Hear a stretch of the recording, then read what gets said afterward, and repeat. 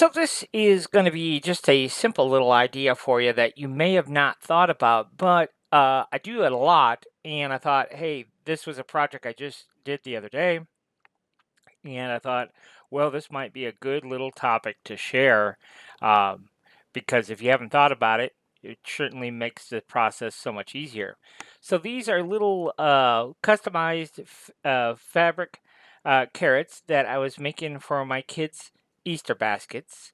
So I have four girls that I have to make Easter baskets for, and I wanted to make the little personalized carrot.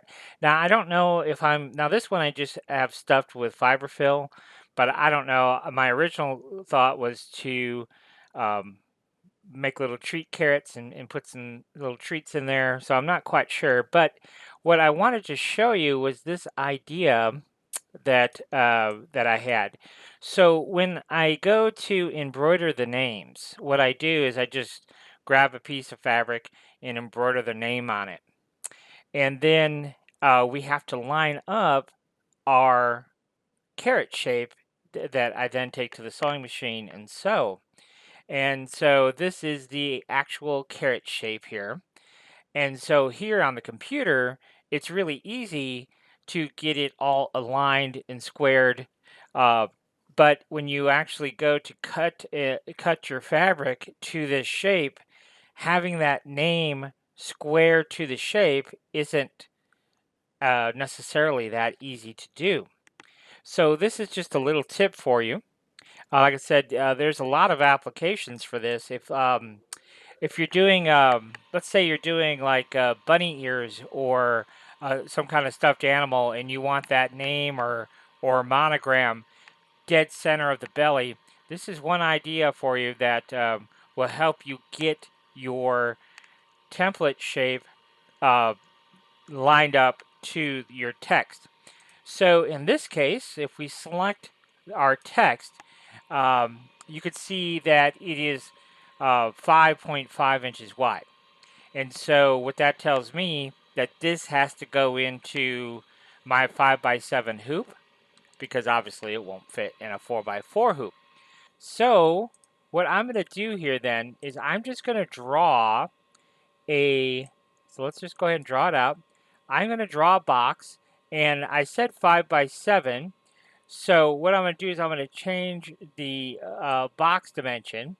So we can go to 4.5 tall. Let's switch over to inches here. So for our height, we want 4.5 inches tall. And then for the width, we can go 6.5. So I tend to not go the same dimension as my actual hoop.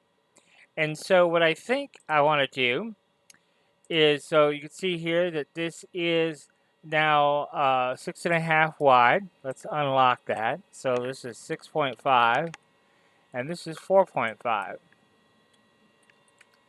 Okay. So then I want to line up this shape with this shape and make sure that you see it says relative to last selected. So we're going to, first of all, center it on the horizontal axis there. And so now it is centered. So now I'm just going to move it.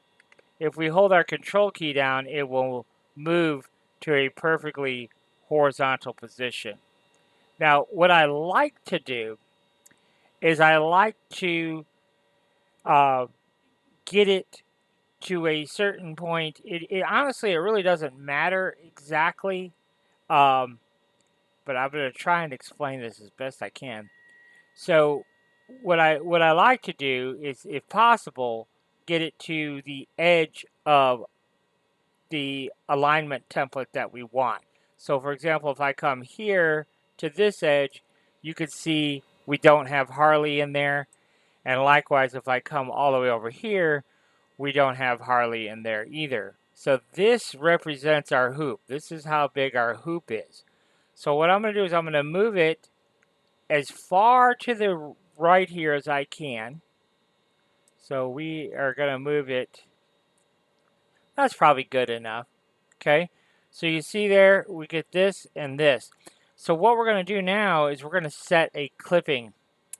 So we're going to go ahead and select those two items. And then if we come up here to Object, Clip, and you see it says Set Clip. Okay. So all that we have showing is just these two things right here. Okay. So we're going to go ahead and embroider this. So let's go ahead and let's look at how that's going to embroider. So let's go into params.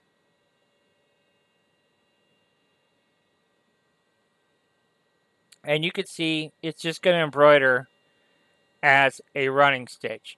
Now we can, this is 2.5 millimeters. We could even do something bigger than that. Let's just go ahead and double that up and we'll choose 5 millimeters. And I think that's good enough. So we'll go ahead and hit apply and quit. You could just leave it at the default 2.5. Okay. Now, what's going to happen is our text is going to stitch, and then it's going to stitch these two lines as part of our embroidery file. And so let's go ahead and let's just go ahead and hit File, Save As. Let's go ahead and save this as a PES file. So that's, I have a Brother embroidery machine. So let's go ahead and we'll call it Harley 02. Because when I made that little carrot, I thought of doing this. It's like, man, I wish I had some kind of guide to align my template to. So I knew Harley was square to the carrot, if you will. So let's go ahead and open this up, Harley 02. And now you'll see that we have Harley, and then we also have these two additional lines. So when I go to align my paper template, I know that I just align it to this line and this line. So I move it from as far forward as I can till our paper template is aligned here. And then we go ahead and cut our fabric, okay, based off that paper template. And then of course these, we're going to cut those off. Those won't be part of the design. And then we know that our triangular shape is totally square to our text, totally centered, and we don't have to guess. So that's just a good idea to keep in mind as we're creating embroidery designs. If we need to add a little placement stitch, a little registration stitch to help us align our embroidery to whatever it is we're going to be stitching. That could be super helpful for you. Okay, so just a little thought idea. Now I have more of these carrots to make, so more names that I'm going to be doing. So because I have 3 other girls, so this will help me get my paper template aligned properly on my fabric, so I know their names are nice and square to my carrot.